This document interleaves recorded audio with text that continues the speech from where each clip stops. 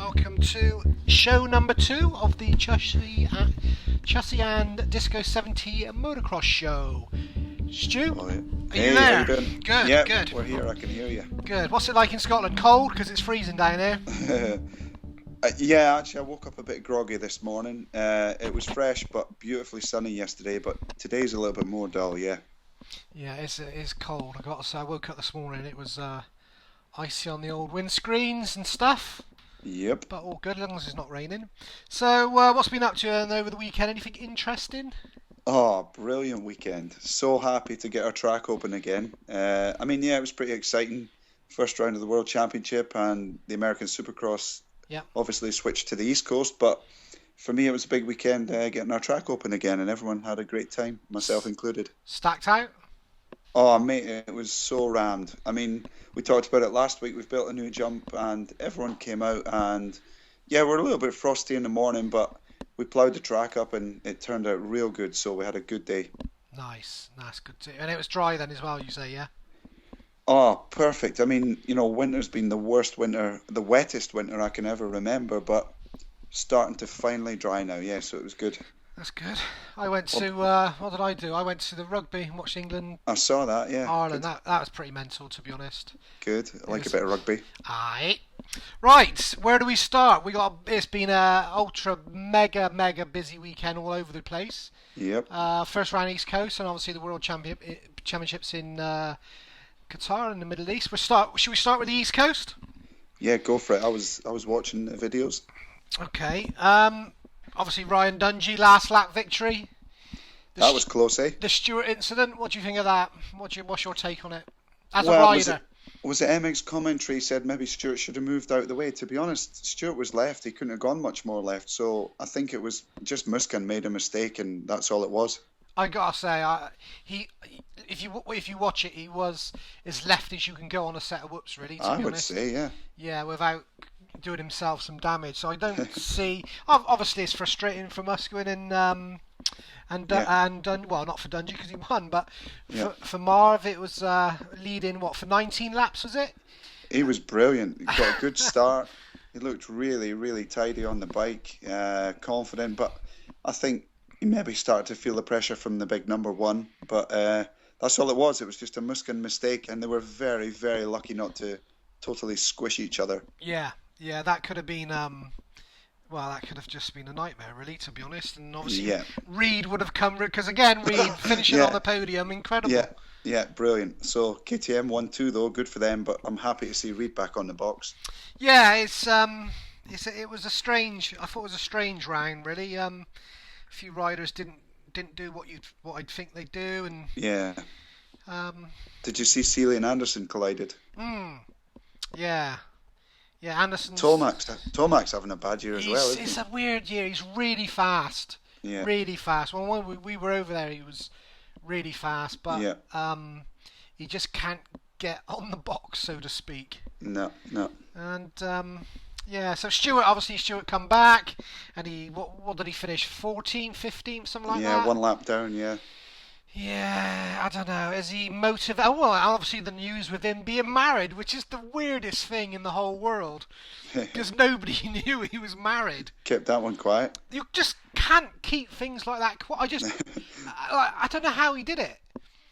Obviously, some of the American media probably knew or whatever, but there's always a conversation you have with someone, to say your missus or your wife or you know what I mean? Anything. It could be anything. And it's just weird how nobody knew. And I never knew anything about it. It was incredible. But I mean, the amount of social media posts, with his pictures and stuff. Yeah. You would have I don't get it. I don't. If you're married, you're married. Yeah, that's it. In our sport, we're not worried about it. So, very rarely anyone writes about anyone's wife or girlfriend. That's for sure. Private. Yeah, it's just not that sort of sport to do it. Also, our media's just not like that, really. So, yeah, it's a strange one. But do you think it's the end of Stuart, or is he going to come back again? And well, he has been in it a long time now. I'd never take anything away from Bubba. Some of his highlights of his career have been some of the most special riding I've ever seen in motocross and supercross. But you've got to wonder now if he can bounce back at all, yeah. Yeah, I don't know. Is his heart in it now? I don't know. It's a tough one, isn't it? And plus, he's never going to reach the level that he used to be. I can't see that happening. Whether he should quit yet or not is a different discussion, but I don't think he will ever beat the level that he used to have. No, it's a strange one. But people like, see, Millsap's, looking at the results now, Millsap's, still fourth. Wow. Brayton, fifth, Justin Brayton. Roxon was sixth, which is he needed a... Yeah, and Jason Anderson seventh. He's sort of a little bit off the boil, Jason Anderson, now again. He's sort of missing... he started off obviously really well at the beginning, and then just sort of... Has he not done that a couple of times? Yeah. But then this is where you look at Dungey. I think Dungey right now is currently going for the all-time most podiums record. He's been on the podium. I can't remember the figures, but I think Reed has the most ever podiums in American Supercross. And Dungey, to be honest, is clawing away at that. Yeah, he's going to be close, isn't he? If he continues the way he's going at, for the rest of the year, rest of the season, then... He's brilliant. If anyone ever sort of maybe wasn't a fan before, I think you have to be now. He's just perfect, isn't he? He's just a perfect rider. If you've got a son and he rides, the first thing you say, watch that guy, isn't it? Yeah, very professional. On and off the track. Yeah. He enjoys the fans. He's good with the media. Fantastic with his sponsors, and obviously backs it up with his results as well. Big time. Yeah. So, but so 450s then. That was it was an interesting race at the end. But what about the 250s? Obviously, first round in the East Coast. First round in the East Coast. There was a few guys we were looking for because we had a good chat with Tyler Bowers while we were over there, didn't we? He's a cool guy. Yeah, it's a strong class this year on the East Coast, But then, first name I've mentioned Bowers, but let's go. I mean, Davalos, he led it and he held it all the way to the checkers. He's a fast rider as well, isn't he? Yeah. Davalos is just, and obviously Malcolm. I think Malcolm had a slip off. He ran into the back of McElrath. McElrath had a disaster night. Yeah. Off a couple of times, but I'm sure Malcolm, even while McElrath was down one time, Malcolm ran into the back of him. Yeah. Still managed to get up for second, though. Did he take the whole shot? Who was it again? Let me think. No, it was McElrath, whole shot, and then went straight off turn one. Yeah. And obviously Plessinger's as well, East Coast. Jeremy Martin, another good rider. Yeah. Justin Hill. Yeah. He had a few little mishaps, but they reckon his speed was just incredible. So, is he going to be in the next round? The man to beat if he stays on. Round one again for them. I know we're halfway through the 450 class, but this is all new for the East Coast guys. Yeah, Jimmy Albertson 10th as well, back on a 250. Yes, Suzuki, isn't he? Has he got his own team? Yeah, his own team. Yeah, so that's a good result for him. Yeah, good. Definitely. But there was a UK guy as well, Paul Coates. Oh, is he? You know what? Finished I never 18th. saw that. Yeah, finished 18th. Right. Got in the main. Well, let's hope he can keep climbing up. Yeah, it's just a matter of. We beat Tonus. I know Tonus whatever crashed or whatever, but Tonus is not having the best of timings in the States, is he really? You know what? I've got that. I'll just make a wee note of that, because I think that guy's style is possibly one of the very coolest riding styles you could ever see. Yeah. But it's just not seeming to turn into results for him. I mean, last year he went over there, signed for Pro Circuit Monster Energy Kawasaki, and picked up an injury, and he's not done much, has he? Well, he's had that some sort of virus, didn't he? Yep. Is it Epstein-Barr? I don't know what it is. Whatever it is, it kept him off the bike for a year or whatever. Because when we went over last year, we bumped into him and he was super fast and super confident. Brilliant. And then he just didn't race, or I think he had 2 or 3 races and that was it. Yeah. End of. It's a shame. Yeah. But good rider. East Coast, I don't know. I think it could be a little bit. I think there could be 2, 3, 4, 5 different riders winning. I bet you'll see Malcolm getting a win. Yep, for sure. Bowers. Plessinger, I know it's pretty obvious we can go through the top 3, but I'm impressed with Plessinger. I think he's a good rider. Yeah, definitely. And there's people like Darren Durham as well. Yeah, he can be fast on his day, and like you said, Bowers. Yeah. Hampshire, there's a stack of them, but good. Yeah, good event, good round one to start the East Coast. Yep. And then we obviously with the same time sort of thing was round one of the World Championships in Qatar. In the lights. I'm not a fan. And I like when speaking off the record to a few riders. Yep. They're not happy.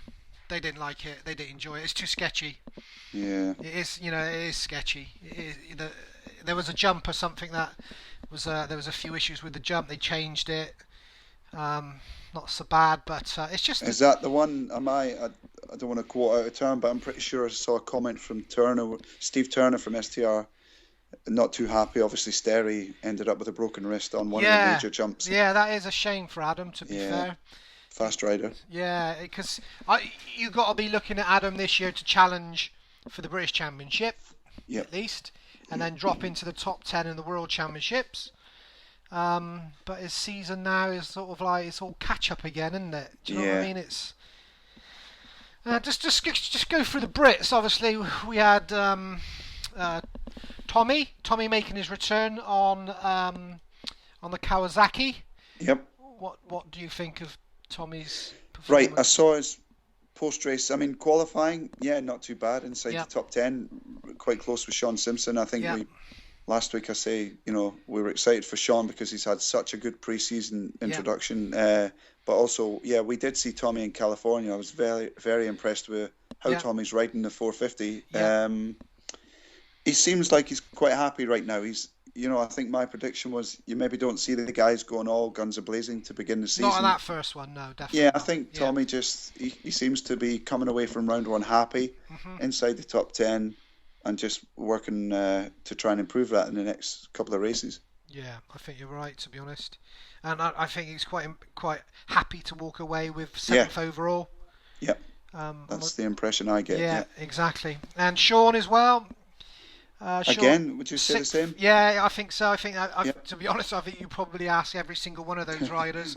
They'd be quite happy to crack onto Thailand now, onto a track that's in daylight, to be honest. But disappoint. Obviously, Dessel with his injury, it was a risky thing to do, really, wasn't it? Yeah, did he? I'm sure he picked up just a handful of points, maybe 5 points or something. 3 points. Yeah. I was at 3. Yeah. But that's 3. That's better than 0. But I don't know. I think this year's World, the 450s, I really, I said, that it could be February again. It could be Bobashev. Obviously, we'll talk about Tim Geiser in a minute, but I got a funny feeling there's going to be quite a lot of riders in the mix. Yes, over the season. Caroli's been a safe bet for years. Yeah. I mean, Fevre came in. Was he not rookie last year? Won the championship first. Yeah. I mean, he was unbelievable last year. Yeah. You know what I quite like? I must say, I spent quite a few years on Honda at Grand Prix. It's nice to see a good, strong Honda 450 team. Unfortunately, it's strange. I find it strange that Paulin's the weakest out of the 3. But like you said, we could talk about Geiser. I mean, what a performance! But did you notice you've got Bobby and Geiser on the podium? Yeah. Because what did Paulin had? 10th, was it, in the first one? Yeah, and then his bike failed for some reason. Yeah, and his bike failed. I was 10th. Yeah. I was expecting so much more. Well, we saw him in California. We had a cool chat with him by his pickup, didn't we? He was looking great, looking happy. Training with Alden Baker through the winter. Spent a lot of time in America. Yeah. Something just isn't right, I don't think. He just don't click on race day, does he? Yeah. If something's missing, he just doesn't. I don't know. Bobashev will just fight, barge, elbow, get to the front. Yep. Try and gets overtaken, tries to take the guy back. He's just a fighter, out and out racer. He's tough. Yeah. Paulin just, I don't know. Has he? You know what? He's just missing. Has he got the balls really when it comes down to it? I don't know. I am a big Gautier Paulin fan. I really like him. I think he's cool. Nice style again, and when he's on it, he's on it. I really do hope he sorts things out quickly because I do like the guy. Yeah, he's fast. On his day, he's fast. Yeah. But for some reason, I know the second race you can't can't, that is the bike. They can't out without the bike, but still plenty of time, isn't there? Yeah. They will sort it. It's this second round, isn't it? You go into this second round now in Thailand, and you've got to get your good decent points there. Well, otherwise the gap's too big, isn't it, for certain riders? You know what? I just took a quick note of the top three. I've not got the full score in front of me, but hey, Geiser 50 points already, 1-1. Fevre, what did he get? A second and a third? Yeah. And then Bobby third. So, there are already three good names at the front of the championship. And then, where was Caroli? Caroli had a good race. Fifth, yeah. Yeah. But you think Caroli's 17 points down on Tim Geiser. Yep. Already. And then you look at Max Nagel, he is 26 points down on Tim Geiser. So that's a massive lot of points already, isn't it? Hey, Geiser's already picked up one title. He won't want to give that red plate away. I gotta say, hands up, and I was completely wrong. I thought he had a season last year, and he won the World Championship, much deserved in that. But but going into the 450, I thought, nah, not a chance. You've heard absolutely zero from his camp all winter. Yeah. So wherever he's been and whatever he's been doing it absolutely spot on. Well, he has spent time on the 450 last year, though. I mean, obviously he was MX2 World Champion, but he practices on 450. Yeah. It's not like he's strange on the 450. He knows how to ride it. But I think everyone was shocked by the 1-1 though. Yeah, it's pretty damn impressive. Good on him. Yeah, fair play to the kid. Yeah, but as we said, and then obviously Alex Snow as well. He raced in Qatar for his new Yamaha team. Yep. Saw that. Unfortunately, talk about the other Brett. Didn't Alfie Smith pick up an injury? Yeah, as well. Yeah. Teammate to Alex Snow. Poor old Alfie, always getting smashed to smithereens. Yeah. But there's only 21 on the line as well. Right. In MX1, which is a bit disappointing. Normally, maybe you get a few Aussies in there and maybe a couple of locals possibly just to make the numbers up, but 21. It's worrying, isn't it?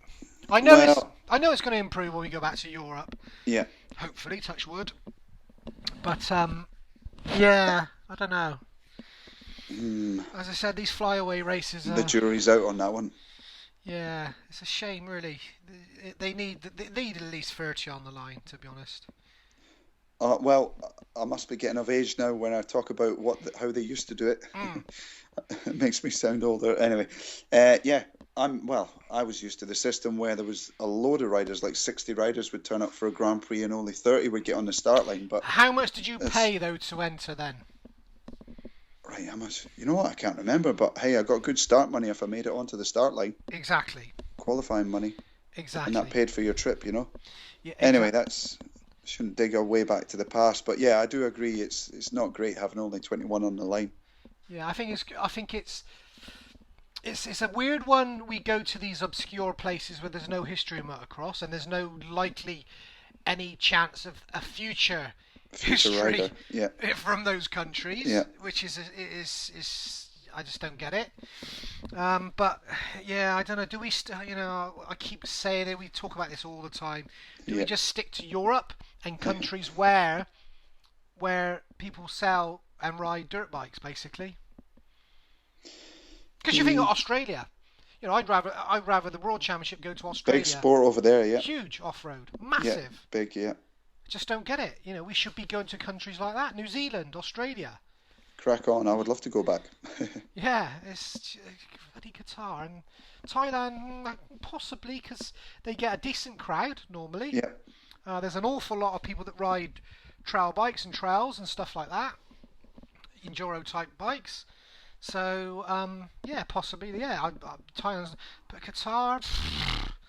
Nobody there in the crowd. I don't know. Atmosphere, riding at night. I don't know.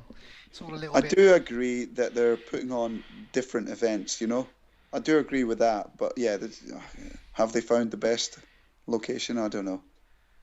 Well, maybe not. I don't know. Hey, there was a right problem with the Motors TV over the weekend, wasn't there? Oh, it's doomed. Yeah. I saw a few comments on the old Facebook. What's wrong? Can't get Motors. Yeah. Well, As far as I'm aware, the feedback I've got, because obviously I posted it up or whatever, they pulled the plug. Sky's pulled the plug because there's no viewers, basically. Right. And I've got viewing figures for it from last year and for this year, whatever. But an average round at the GP on Motors TV, you're probably getting anywhere from 6,000 to 18,000 people watching it. That's it. Yeah. Which is nothing. You get more YouTube views, to be honest. Yeah. You know, and I've always said it. I think all these, especially our sport and other action sports, and we've done surveys on it in the past, and they are online sports, so to speak. Yeah. You know. Well, right. Diverting the subject here a little bit. Yeah. Interesting topic, though. Did you hear that Bob the Builder featured in Motocross recently? No way. Yeah, I had a text. Well, I'd heard about it. I think it was it Brad Anderson? No, it was James Williams. Yeah. They were on Facebook saying they quite enjoyed watching it. They built a track, and maybe there's a couple of the organisers could take note. How to build a track. Joking. Yeah, Bob the Builder. Oh, yeah, but I missed that one. Troy's grown up past that one, but I'll need to. I actually today, before I knew we were going to chat, I thought I'll do a YouTube search and see if I can find it, but I couldn't find it. Yeah. See if Brad Anderson can pass us a link or something. It's probably. I know. Also, another interesting piece. Brad Pitt's just bought his son a dirt bike as well. Cool. So yeah, and there was a guy I know, a track builder, and who went and built Brad Pitt and Angelina Jolie's track when they were based in the UK. Yep. When she was filming Tomb Raider. Cool.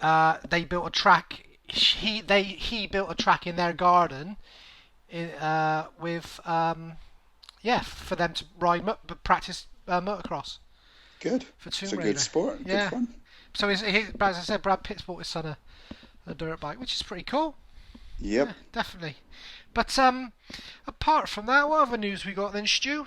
Hey, what about the MX2 from the Grand Prix? Oh yes, MX2. Good point. Skip that one. Good point. Well, obviously it was a bit of a battle between. Well, see, Dylan Ferrandis. I did say, didn't I? Yep. He was quick. I mean, he's always quick. Yeah. It's Erling, so he's just. I think he finally wants to prove a point this year and say, right, I can still win a title. Yeah. There may be a few odd occasions where there might be somebody else who steps up to the mark on certain tracks or whatever. But he was fast. Why? Yeah. Hurlings. Yeah, he was just quick. He just, when he needed to, he just opened it up, didn't he? Yeah, he has got the speed. You know, when he was a kid, came into Grand Prix just still a kid, and he won 2 titles straight away. Yeah. And then he kind of went on self-destruct mode for the last 2 years. And when I say self-destruct, I really think that was the problem. It's not that I don't think the other riders are a problem for Jeffrey. I believe he could beat them pretty much most weeks. Yeah. The problem is, I don't know, he lost his focus or something. Well, hey, I'm just an outsider on the Hurlings issue, but yeah, I think he's always had the speed to beat all of the other riders in the 250 class. He just had his own issues, but now I think he really has to prove a point, and I think I'd probably put my money on him being the world champion in MX2 at the end of the season. Oh God, yeah, I think so. Yeah, I think he's so. As I said, when he needed to, he put his foot down, so to speak, and he was gone. But no, it's good for Dylan to sort of chase him for the first. Yeah, very good. Yeah. You know, keep him on his. I think Seward looked fast, didn't he? Yeah, Seward. Yeah. He looked quick. And Van Jonas Donnick is still there. Yeah, Van Donnick. Yes. Who's number 6 again? Benoit Petrel. Where are we? Number 6, Yami. Didn't he come from the European Championship? Yeah, he's really quick. Yeah, he was good. Max Anstey was a bit of a disappointment, really. Obviously had again issues with his bike in the second race, wasn't it? You know what? I didn't notice. I don't know what happened, but I noticed he was certainly not quite up the results. Yeah, it's a shame. I thought he would have been. It would have been. I don't know. Maybe mixing it with Ferrandis and Jonas, to be honest. Yeah. But well, as I said, will be at some point. Well, as I said, I think a lot of them was just get this race out of the way. Yeah. And then they can crack on to Thailand. It's just when we got obviously somebody over there for us this week. Phil Goffin. Phil, yeah, he's just moved house as well again, hasn't he? Yeah, he's got his bike built up, and he seemed quite happy to give us some feedback live from the Grand Prix. Yeah, live from Thailand. He's a good lad. All right, Phil. Yeah, he's yeah. So yeah, it should be an interesting weekend. Who's your money on for this round? You know what? I'm going to support Geiser again. I hope he can do it again. I really like that guy, and very impressed. So yeah, I would like to see. And I enjoyed Honda, but I'm happy to see the Honda team doing well. I'm not favouring them over anyone else, but going in, I would support Geiser. And you know what? I don't mind Jeffrey. I think he's changed, so I want to go Hurlings and Geiser. Well, looking at the results, what about you? Looking at results from last year, and what we were talking about is completely switched on its head. Because obviously, Nagel finished 10th in Qatar, and he took both races in Thailand. That's right, yeah. And again, Gautier Paulin was obviously had his bike issues in the second race, but he was third in Thailand overall. Right. So are we going to see the repeat of that, or are we going to see a little bit? And also the fact there was 29 riders in Thailand, so it'd be interesting to see what turns up this weekend. But yeah, I think, to be honest with you, for me, I'm going to go for Boba Chef again. Cool. In MX1, and let me just check the results in MX2 a second and see what we got. See if it's any change from last year. So, Thailand last year, MX2,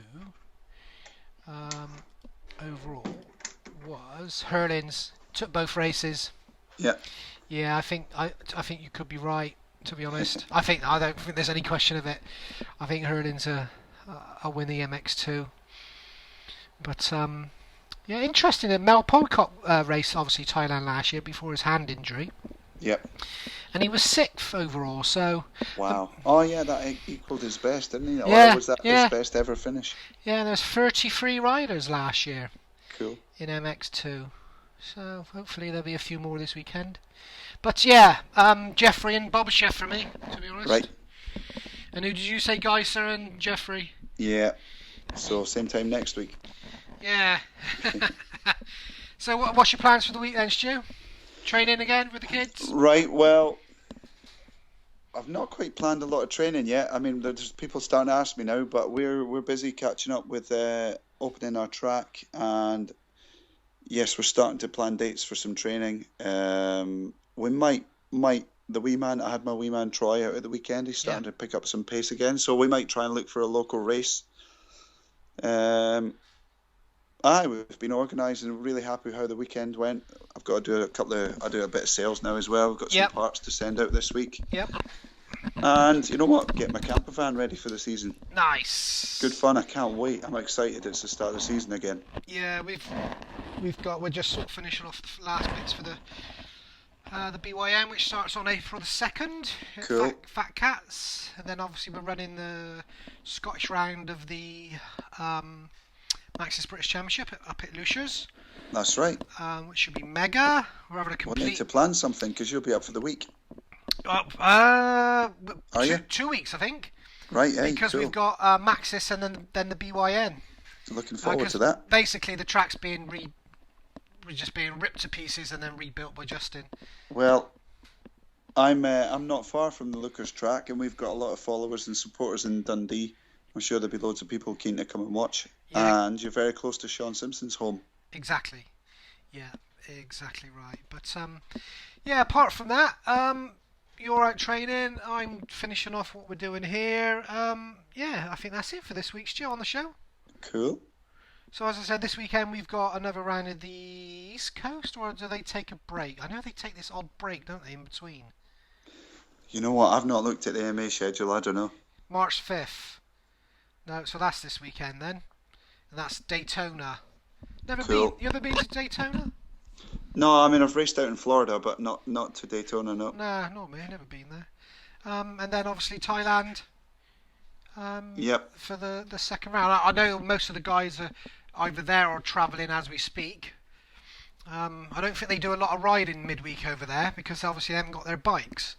Yep. But just sunning by the pool. Yeah, sunny, and it is quite warm to say the least. So yeah, so I think that's all done for this week, and we'll be back the same time next week. We'll hopefully try and get a guest on with us next week. Sounds cool. Yeah, we'll try and figure out and see who's available, and yeah, get them on the show, as they say. And yeah, so until next week, Stu. Right, good. Have a good week, everyone. Yeah, have a great week, and we shall speak to you again all next week. See you later. See ya.